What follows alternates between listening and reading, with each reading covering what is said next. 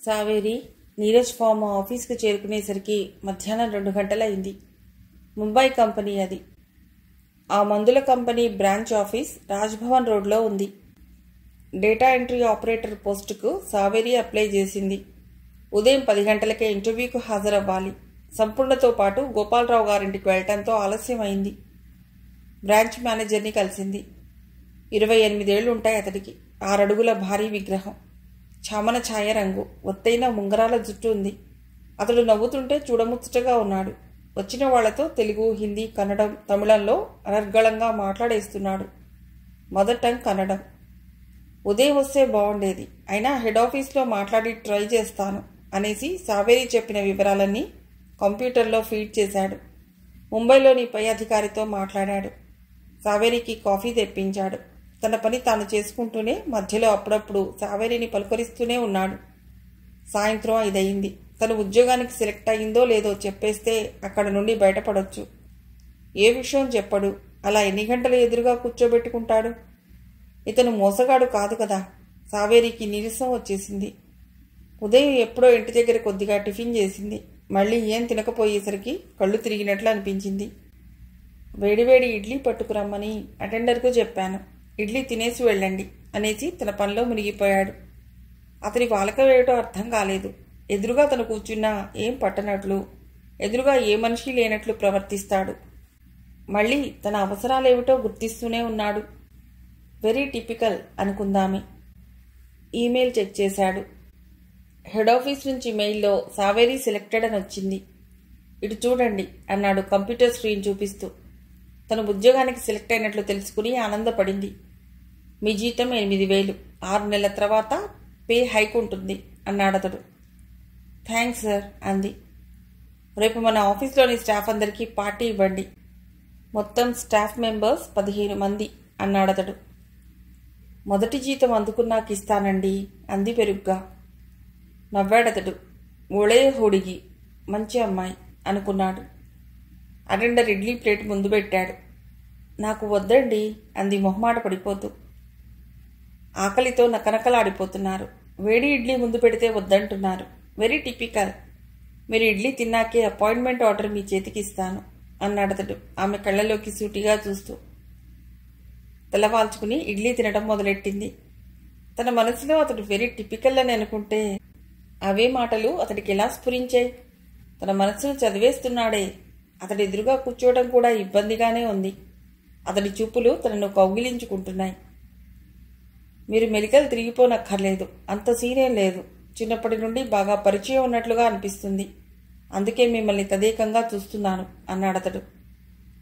తన మనసులోని ప్రతి ఆలోచనను పసిగట్టే ఇతడి దగ్గర తను పనిచేయగలుగుతుందా? చూద్దాం, 2-3 నెలలు చూసి ఇష్టం లేకపోతే మానేయొచ్చు.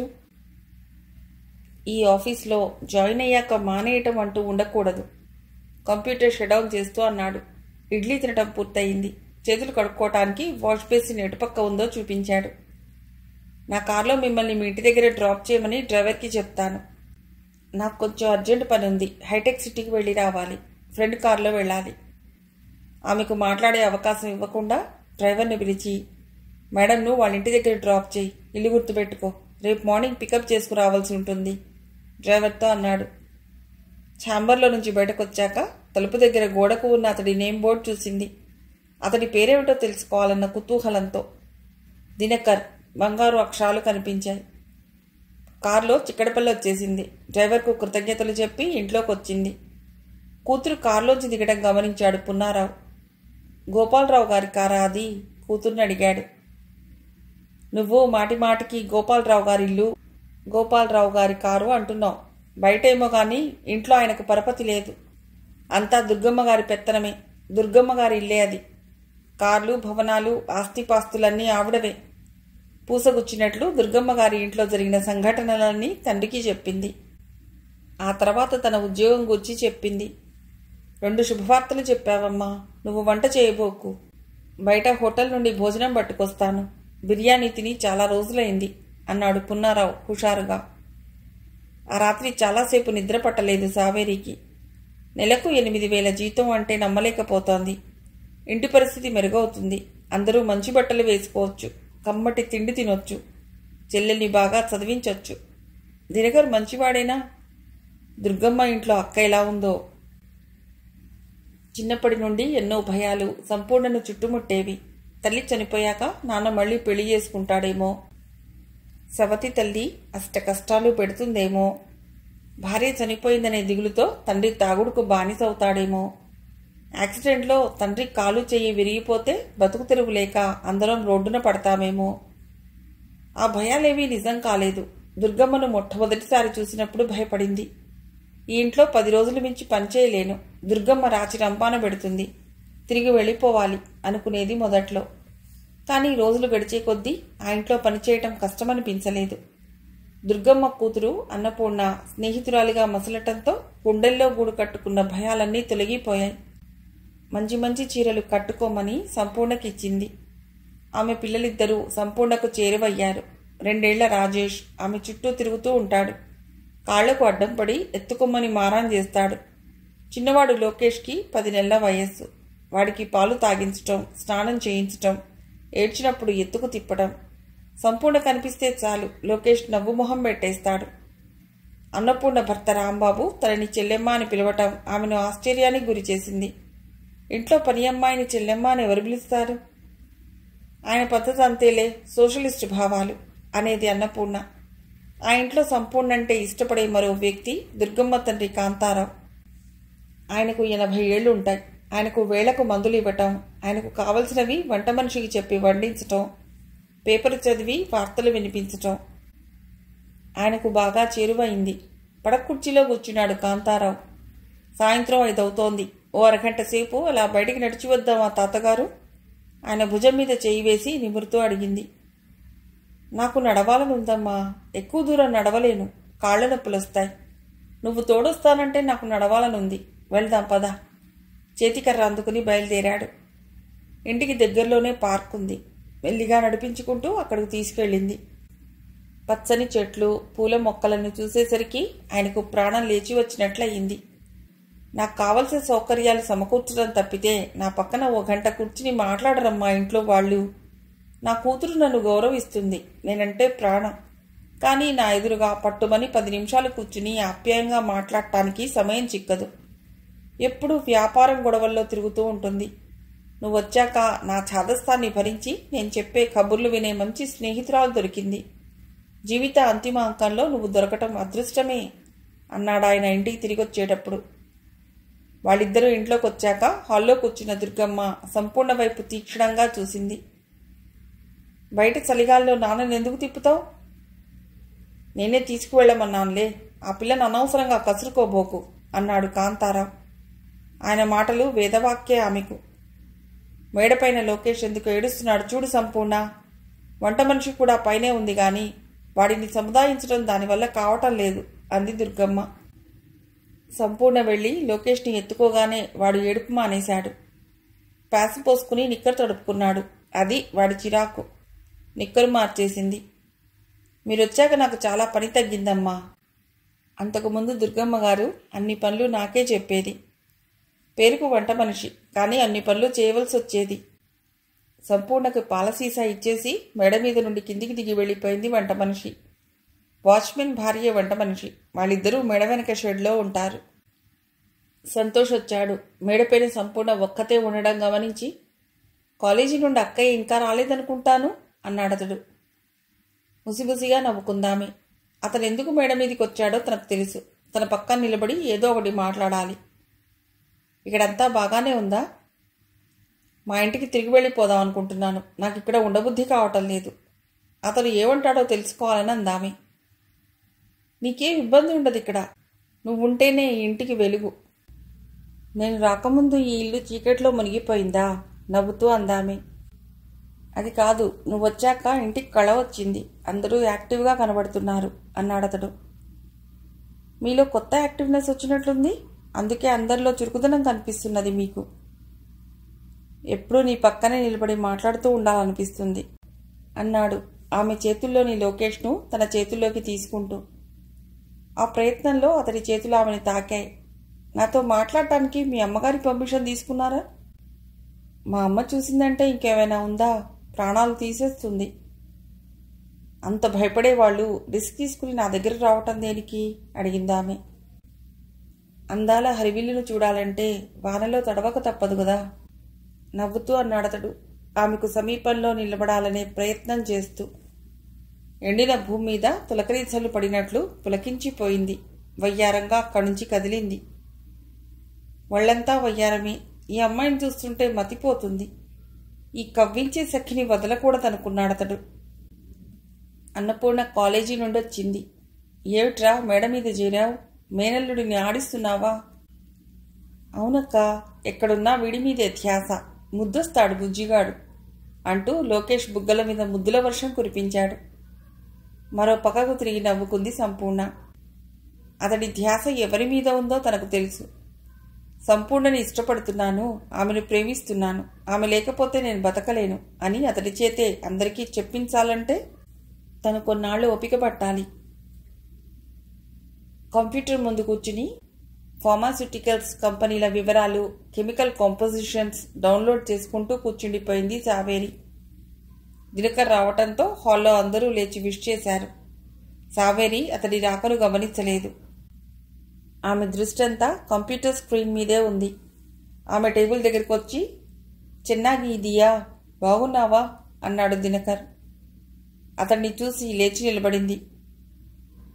కూళిత్తు కోళి కూర్చోమన్నట్లు సైగ చేసి అక్కడి నుంచి వెళ్ళిపోయాడు. అటెండర్ వచ్చి టీ కప్పు ఆమె ముందు ఉంచాడు.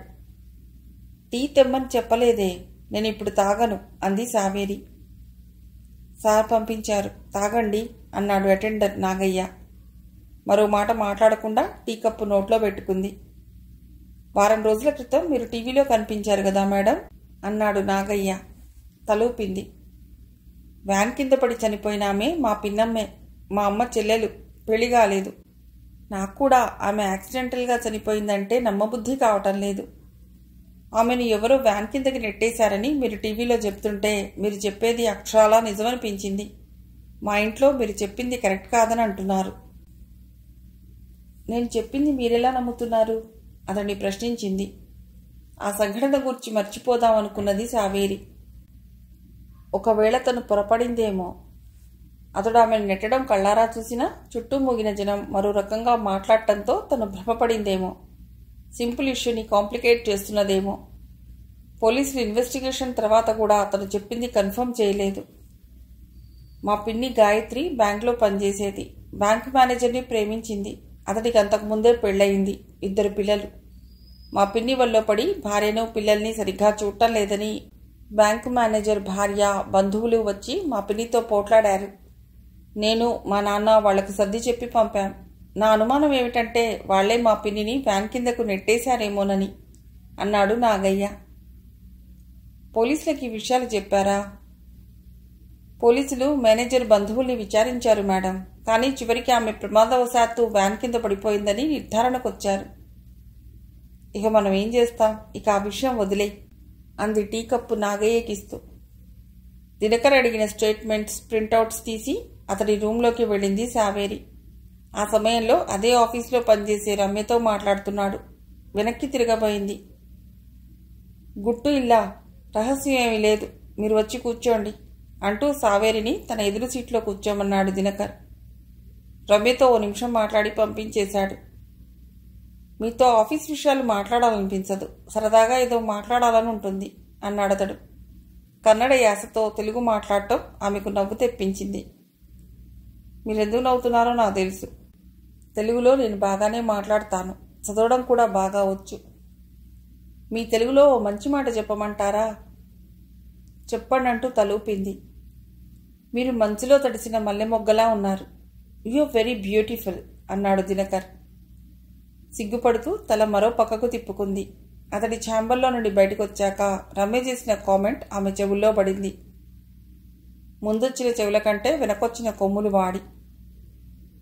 దినకర్ ఛాంబర్లో ఎక్కువసేపు కూర్చోకూడదనుకుంది సావేరి. మొదటి జీతం తీసుకుని శనివారం రాత్రి చిక్కడపల్లి వచ్చేసింది సంపూర్ణ. ప్రతి ఆదివారం పండగే. ఇంటికి వచ్చి చెల్లెళ్లతో కాలక్షేపం చేయొచ్చు. చిన్న పిల్లల ఇంట్లో గంతులేయొచ్చు, మాటలు చెప్పుకోవచ్చు. ముగ్గురు కలిసి పాటలు పాడుతూ అంత్యాక్షరి అల్లరి చేయొచ్చు. సావేరి తను పొద్దో గొప్ప సంపాదిస్తున్నారు కాబట్టి పెద్దగా ఆర్థిక ఇబ్బందులు లేవు. కొత్త బట్టలు కొనుక్కోవచ్చు. ఇంటిలిపాది హోటల్కు వెళ్ళి భోజనం చేయొచ్చు. 3 ఏళ్ల కిందట పౌడర్ డబ్బా కోసం కొట్టుకున్న సంఘటన గుర్తుకొచ్చింది. పౌడరు, స్నోలు, సెంట్లు కొనే స్థోమత ఉండేది కాదు. పూలు కొనుక్కుని తలనిండా పూలు తురుముకునే పరిస్థితే ఉండేది కాదు. దొడ్లో పూసిన సన్నజాజి మొగ్గలు, మందార పూలు తల్లో పెట్టుకునేవాళ్లు. పౌడర్ డబ్బా కొనుక్కొచ్చాడు పున్నారావు. ఆడపిల్లలు ముచ్చటపడుతున్నారని. 3 వాడితే 4 రోజుల్లోపే అయిపోతుందని సావేరి ఆ డబ్బా దాచుకుని తానొక్కతే మొహానికి పౌడర్ రాసుకునేది. చిన్నదాని దృష్టంతా ఆ పౌడర్ డబ్బా మీదే ఉండేది. అక్క, ఈరోజు మా స్కూల్లో ఫంక్షన్ ఉంది. పౌడర్ డబ్బా ఇవ్వు, కొంచెం రాసుకుని తిరిగి ఇచ్చేస్తాను అంది సంగీత సావేరితో. హై స్కూల్ వెళ్లేదానికి నీకు పౌడర్ ఎందుకు? అప్పుడే షోకులు కావాల్సి వచ్చాయా అంది సావేరి. సావేరి లేనప్పుడు ఆ పౌడర్ డబ్బా వెతికి పట్టుకుని బీరువా వెనుక దాచిపెట్టి అక్క ఇంట్లో లేనప్పుడు మొహానికి పౌడర్ అద్దుకునేది సంగీత. అది గమనించి సంగీత వీపు మీద 4 గుద్దులు గుద్దింది సావేరి. అక్కా చెల్లెళ్ళు పౌడర్ కోసం కొట్టుకోవటం, జీవితం అంటేనే విరక్తి పుట్టింది సంపూర్ణకి. ఇప్పుడు అటువంటి ఇబ్బందులు తొలగిపోయాయి. అందుకే సంతోషం ఆమెకు. దుర్గమ్మ ఏమంటున్నదక్కా? రాక్షసిలాగా అరుస్తూనే ఉన్నదా? సావేరి అడిగింది. మొదట్లో తీవాచి కింద మట్టి చేరుకుంది. నౌకర్ చేత సరిగ్గా ఉడిపించలేదు. ఇంట్లో గ్యాస్ అయిపోతే ఫోన్ చేసి తెప్పించుకోవడం తెలీదా అంటూ నా మీద ఎగిరేది. వాళ్ళ నాన్నగారు నా మీద ఈగ వాళ్ళనివ్వరు. ఆయనకు నేనంటే ఇష్టం. దాంతో నన్ను పెద్దగా పట్టించుకోవడం లేదు. వాళ్ళమ్మాయి అన్నపూర్ణ, ఆమె భర్త రాంబాబులకు కూడా నేనంటే అభిమానం. ఇంట్లో మనిషిగా చూసుకుంటారు. ప్రస్తుతానికైతే సొంత ఇంట్లో ఉన్నట్లుంది. ఏ ఇబ్బంది లేదు. ముందు ముందు ఎలా ఉంటుందో. నువ్వు రాత్రుళ్ళు పడుకునేదెక్కడా? పనివాళ్లతో పాటే పడుకుంటావా అడిగింది సంగీత. పనివాళ్లు ఇంటి వెనక షెడ్లో ఉంటారు. నాకు మేడపైన గది ఇచ్చారు. ఆ గదికి అటాచ్డ్ బాత్రూమ్ ఉంది. ఏ ఇబ్బంది లేదు. హాయిగా ఉంటుంది చెప్పుకుపోయింది సంపూర్ణ. ఆ గదిలోకి వీలు చిక్కినప్పుడల్లా దుర్గమ్మ కొడుకు సంతోష్ వస్తుంటాడని, తనంటే అతడు ఇష్టపడతాడనే విషయం చెల్లెళ్లకు చెప్పదలుచుకోలేదు. వాళ్ళింట్లోకి వెళ్లేటప్పుడు గడ్డి పువ్వులా వెళ్ళావు. ఇప్పుడు రోజా పువ్వులా మిసమిసలాడుతూ మన ఇంటికి వస్తున్నావు. నిన్ను ప్రేమించేవాడు ఎవరన్నా తారసిల్లాడేమిటే? నవ్వుతూ అడిగింది సావేరి. ఆసక్తిగా వింటున్న సంగీతపై సంపూర్ణ దృష్టి పడింది. ఈ కబుర్లు నీకెందుకే? పోయి చదువుకో. ఇంజనీరింగ్ సీట్ రావాలి. బాగా చదువు. ఎంసెట్లో ఫ్రీ సీట్ రావాలి అంది సంపూర్ణ. లాంగ్ టర్మ్ కోచింగ్ తీసుకోవాలక్క. మేమిద్దరం ఉద్యోగాలు చేస్తున్నాం కదా. నువ్వు చక్కగా చదువుకో. నీ చదువుకయ్యే ఖర్చు మేం భరిస్తాం అంది సావేరి. నీ ఉద్యోగం ఎలా ఉందే? చెల్లెల్ని అడిగింది సంపూర్ణ. Very fine. మా బాస్ చాలా మంచోడు. కన్నడం మాతృభాష అయినా తెలుగు బాగా మాట్లాడతాడు. రోజు కారులో ఇంటి దగ్గర డ్రాప్ చేస్తాడు. నన్ను ఎదురుగా కూర్చోబెట్టుకుని కబుర్లు చెప్పటం ఇష్టం ఆయనకు. బాస్ గురించి ఆమె చెప్పేటప్పుడు బుగ్గలు ఎర్రపట్టం గమనించింది సంపూర్ణ. ప్రేమలో పడ్డావటే? చెల్లెల్ని అడిగింది. అలాంటిదేం లేదక్క. ఆయన నా అందాన్ని పోడుతాడు. ఆయన చెప్పే కబుర్లు వింటుంటే దూది పింజలా మనస్సు గాల్లో తేలిపోతూ ఉంటుంది. ప్రేమ బీజాలు నాటుకున్నట్లే. ముగింపు ఎలా ఉంటుందో ఆలోచనలో పడింది సంపూర్ణ. శశివర్ధన్ టీవీ చూశాక అటూ ఇటూ కదిలాడు. గాయత్రిని ఎవ్వరూ పసిగట్టకుండా మర్డర్ చేయాలనుకున్నాడు. ఓసారి ఆమె నిద్రపోయినప్పుడు దిండు మొహం మీద పెట్టి ఊపిరి ఆడకుండా చేసి చంపేయాలనుకున్నాడు. ఆ ప్రయత్నంలో ఉండగా వాళ్ళమ్మ గదిలోకి వచ్చింది. అక్కడి నుండి పారిపోయాడు. మొహానికి నల్ల ముసుగు వేసుకోవటం మూలంగా తనను ఎవరూ గుర్తుపట్టలేదు. హత్యాయత్నం నుండి బయటపడ్డాక గాయత్రి జాగ్రత్త పట్టం మొదలెట్టింది. తనకు అవకాశమే చిక్కలేదు. బ్యాంక్లో లేట్ అవర్స్ కూర్చుంటుంది. ఓసారి అవకాశం వచ్చింది కానీ బ్యాంక్ మేనేజర్ అటుకేసి రావడంతో అక్కడి నుండి తప్పుకున్నాడు. ఆమె చిక్కడపల్లి రోడ్ క్రాస్ చేస్తుంటే అవకాశం దొరికింది. చాకచక్యంగానే ఆమెను వ్యాన్ కిందకి నెట్టేసి గుంపులో కలిసిపోయాడు. కానీ ఓ అమ్మాయి కళ్లలో పడిపోయాడు. వార్తా కథనం. అది హత్య కాదని, రోడ్డు ప్రమాదమని పోలీసులు చెప్తున్నారని టీవీ యాంకర్ చెప్పింది. కానీ తన జాగ్రత్తలో తనుండాలి. పోలీసులు నేరస్తుడిని తప్పుదోవ పట్టించటానికి కావాలనే తప్పుడు ప్రచారం చేస్తారు. మరోపక్క క్లూల కోసం వెతుకుతూ ఉంటారు. ఆ అమ్మాయి పేరు సావేరి. ఎక్కడుంటుందో వెతికి బెదిరించాలి. పోలీసులకు తన గురించి వివరాలు చెప్పొద్దని గట్టిగా చెప్పాలి. మాట వినకపోతే ఆమెను లేపేయాలి. తనదో మిషన్. డబ్బు కోసమో లేదా ఏదో ప్రయోజనం ఆశించో హత్య చేయటం లేదు. సీక్రెట్ మిషన్, పవిత్రమైన మిషన్. తప్పుడు దోవ పడుతున్న సమాజాన్ని సరిదిద్దే ప్రయత్నం ఎవరో ఒకరు చెయ్యాలి. మాటలు చెబితే, వ్యాసాలు రాస్తే వాటికి ప్రభావితులు కారు ఎవరు. ఈసారి హత్య చేసేటప్పుడు ఎటువంటి క్లూ దొరకకుండా జాగ్రత్త పడాలి. నీరజ్ ఫార్మా ముందు కారు దగ్గర నిలబడ్డ అమ్మాయిని చూసి ఆశ్చర్యపడ్డాడు. ఆ అమ్మాయే ఆ రోజు టీవీలో మాట్లాడింది. ఓ కుర్రాడు ఆమె పక్కన నిలబడి కారులో కూర్చోమని సైగ చేస్తున్నాడు. వాళ్ళు కారులో వెళ్ళిపోయాక వాచ్మెన్ను కారులో వెళ్లిన వాళ్ళెవరని వివరాలు అడిగాడు. నీకెందుకు అనుమానంగా అడిగాడు వాచ్మెన్. ఆ కారులో కూర్చున్న అమ్మాయి సినిమా యాక్టర్ ఇలియానా లాగా. పెద్దగా నవ్వాడు వాచ్మెన్. ఇలియానా కాదు, మా నీరజ్ ఫార్మాలో పనిచేస్తున్న అమ్మాయి. ఆయనేమో మా కంపెనీ మేనేజర్. కారులో కూర్చున్న వాళ్ళిద్దరి వివరాలు చెప్పాడు వాచ్మెన్. దినకర్ ప్రవర్తన నచ్చటం లేదు సావేరికి. ఆఫీస్ పని లేకున్నా తనను ఛాంబర్కు పిలిచి ఎదురుగా కూర్చోబెట్టుకోవటం, స్నేహితులు ఎవరొచ్చినా తనను పరిచయం చేయటం, తన పని తాను చేసుకుపోతూ గంటల తరబడి తనను ఎదురుగా కూర్చోబెట్టుకోవటం నచ్చలేదు ఆమెకు. తనేమన్నా ఉత్సవ విగ్రహమా?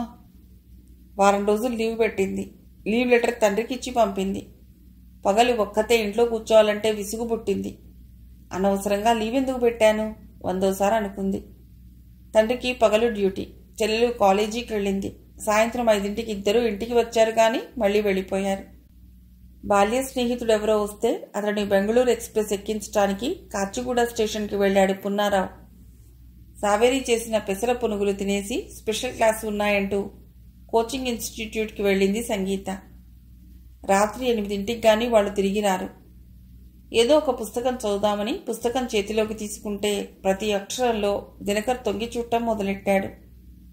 సన్నజాజి మొగ్గలు కోసుకుని మాల అల్లుకుని తల్లో పెట్టుకోబోతూ ఉంటే అతడే తల్లో పూలదండ తురుముతున్నట్లు ఫీలింగ్. ఎప్పుడూ అతడికి తన ధ్యాసేననుకుంటూ ఆఫీస్కి సెలవు పెట్టింది. మరి తనకిప్పుడు ప్రతి క్షణం అతడి ధ్యాసే. మొన్నొకరోజు ఆఫీస్లో స్నేహితుడి ముందు I'm very lucky to have a beautiful fiancée అన్నాడు తన వైపు చూస్తూ. ఫియాన్సీ అంటే అర్థం తెలియక అదేదో ఆఫీసు అందంగా ఉందని స్నేహితుడికి చెప్తున్నాడేమోననుకుంది. ఎందుకో అనుమానం వచ్చి డిక్షనరీ తిరిగేసి చూస్తే పెళ్లి చేసుకోబోయే ప్రియురాలని అనే అర్థం ఆ మాటకు ఉందని తెలుసుకుంది. మనసు ఆనందంతో గంతులు వేసినా మరుక్షణంలో కోపం వచ్చింది స్నేహితుడి ముందు ప్రస్తావించినందుకు. ఇంటి ముందు కారాగిన శబ్దం వినిపించడంతో బయటికి వచ్చి చూసింది. కారు డ్రైవర్ లేడు. దినకరే కారు డ్రైవ్ చేసుకొచ్చాడు. స్నానం చేసి చక్కగా ముస్తాబై ఎదురుగా నిలబడ్డ సావేరిని చూసి జ్వరం తగులుతుందని లీవ్ లెటర్లో రాశావు, కంగారు పడి వచ్చాను అన్నాడు అతడు ఇంట్లోకి అడుగు పెడుతూ. అతడి చేతిలోని బ్రెడ్ బిస్కెట్ ప్యాకెట్ చూసి నవ్వుకుంది. నిన్ను చూస్తుంటే ఏమనిపిస్తుందో తెలుసా? Nature is taking bath in moonlight, very charming. పొగట్టం ఆపి కూర్చోండి అంది సావేరి కుర్చీ చూపిస్తూ. ఉదయం నీకోసం ఎదురు చూస్తూ గడిపాను. మధ్యాహ్నం 12 గంటలకు నీ లీవ్ లెటర్ నా టేబుల్ మీద పెట్టారు. అప్పుడు తెలిసింది నువ్వు రావటం లేదని. నీకోసం ఎదురు చూడటంలో ఎంతో తీయదనం ఉంది, రియల్లీ అన్నాడతడు నవ్వుతూ. కాఫీ కలుపుకొస్తాను అనేసి వంటగదిలోకి వెళ్ళింది. కాళ్లకు వేసుకున్న షూస్ తీసేసి వంటగదిలోకి వెళ్ళి ఆమె పక్కనే నిలబడ్డాడు. అసలే వంటగదిరుకు. అతడు తనకు అతి సమీపంగా నిలబడేసరికి ఆమెకు చిరుచెమటలు పట్టాయి. నాకు వంటొచ్చు మేడం, నాన్ వెజిటేరియన్ కర్రీస్ చాలా బాగా వండుతాను. మీరు ఒకసారి నా ఫ్లాట్కి వస్తే నీకు ఇష్టమైన వంటకాలు చేసి పెడతాను. మా అమ్మగారిని పరిచయం చేస్తాను. జ్వరం ఉందో లేదో చూడాలనిపించింది. చెంప మీద చెయ్యి ఆనించాడు. మృదువుగా చల్లగా తగిలింది. Perfectly all right. రేపు ఆఫీస్కి వచ్చే. నాళేబా. నాళేబా అంటే అడిగిందామె. రేపురా. కాఫీ కప్పులతో హాల్లోకి వచ్చారు. కాఫీ తాగుతూ ఆమె వైపు చిరునవ్వులు చిందిస్తూ చూస్తుండిపోయాడు. అప్పటి వరకు అతడి తలుపులతో మైమరచిపోయి ఆ నిరీక్షణలో శిలలా మారిపోయిన ఆమె అతడు రావటంతో మంచు బొమ్మలా కరిగిపోయింది. ఆమె మనసు రాగరంజితమైంది. తను కూర్చున్న కుర్చీ ఆమె దగ్గరకు జరుపుకున్నాడు. ఆమె చేతిని తన చేతిలోకి తీసుకుని సుతారంగా నిమిరాడు. ఏమిటిది అందామె అతన్ని వారించకుండానే. హోటల్కి వెళ్ళినా, క్లబ్కి వెళ్ళినా, సినిమా హాల్కి వెళ్ళినా డబ్బు ఖర్చు అవుతుంది. నీ పక్కన కూర్చుంటే పైసా ఖర్చు లేకుండా ₹1,00,00,000 పొందినంత ఆనందం దక్కుతుంది. మాటలు నేర్చారు, చేతలు వచ్చు. చటుక్కున ఆమె మొహాన్ని దగ్గరకు తీసుకుని ముద్దు పెట్టుకున్నాడు. తొలి ముద్దు ఎంతో మధురంగా ఉంది. తన్మయత్వంతో కళ్ళు మూసుకుందామె. ఆమె భుజాల చుట్టూ చేతులు వేసి తన ఛాతీకే సదుముకున్నాడతడు. అతడి స్పర్శతో ఆమె మరింత మెరిసిపోయింది.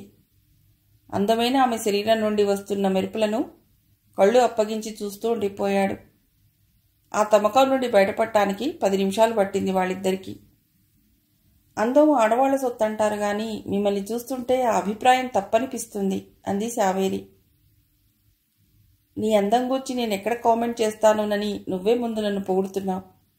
నేను ఎంతసేపు చూసినా నాకు తనివి తీరదు. ముద్దుల వర్షంలో తడిసిపోయింది శావేరి. నువ్వు ప్రతి క్షణం ఆనందంగా గడపాలి, ఎప్పుడూ సంతోషంగా ఉండాలి. నా జీవిత ధ్యేయం అదే. My dear phantom of love, you are a jewel in my heart locker. మరీ అంత పిచ్చి ప్రేమ పనికిరాదు. మరో 25 ఏళ్ల తర్వాత ఈ పొగడ్తలు ఏమవుతాయో. You are a big stone in my heart, dirty rash. నాకు తగులుకున్నావు అంటారేమో అంది శావేరి నవ్వుతూ. ఆమె మాటలకు నవ్వొచ్చింది అతడికి కూడా. లీవెందుకు పెట్టావు? నా మీద కోపం వచ్చిందా అడిగాడతడు. నేను మ్యూజియంలో బొమ్మను కాదు. నన్ను అందరి ముందు ఓ ఎగ్జిబిట్లా ప్రదర్శించడం నాకు నచ్చదు. అందుకే మీ మీద అలిగాను. మీ ప్రేమను నా ముందే వ్యక్తం చేయండి. అందరి ముందు ఎగ్జిబిట్ చేయటం ఇష్టం ఉండదు నాకు. ఓకే, నీ ఇష్ట ప్రకారమే నడుచుకుంటాను మేడం అన్నాడతడు. అప్పుడే వచ్చారు పున్నారావు, సంగీత. పున్నారావును చూసి శావేరికి దూరంగా జరిగి కూర్చునే ప్రయత్నం చేయలేదు దినకర్. ఆమె చేతిని తన చేతిలో అలాగే ఉంచుకున్నాడు. దినకర్ని తండ్రికి చెల్లికి పరిచయం చేసింది శావేరి. అంకుల్, మాది కర్ణాటక. హసన్ డిస్ట్రిక్ట్లో మాకు పొలాలు, ఇళ్ళు ఉన్నాయి. మా నాన్న 5 ఏళ్ల క్రితం చనిపోయారు. మా అమ్మ నా దగ్గరే ఉంటున్నది. మీ అమ్మాయిని ప్రేమించాను. మేమిద్దరం భార్యాభర్తలం కావాలనుకుంటున్నాం. మీ ఆశీస్సులు తెలపండి. రేపు మీ ఇద్దరూ మా ఇంటికి రండి. మా అమ్మతో మాట్లాడి. అదంతా ఫార్మాలిటీయే. ఆమెకు ముందే చెప్పాను శావేరిని పెళ్లి చేసుకోబోతున్నానని. మీకు ఏ ఇబ్బంది కలిగించను. పున్నారావుకి ఏం మాట్లాడాలో తోచలేదు. అదృష్టం వెతుక్కుంటూ వచ్చి తన ఇంటి తలుపు తడితే వేరే ఇంటికి వెళ్ళమని చెప్పగలడా? కృతజ్ఞతలు తెలుపుతూ దినకర్కు షేక్ హ్యాండ్ ఇచ్చాడు. మిగిలిన కథ తర్వాతి భాగంలో.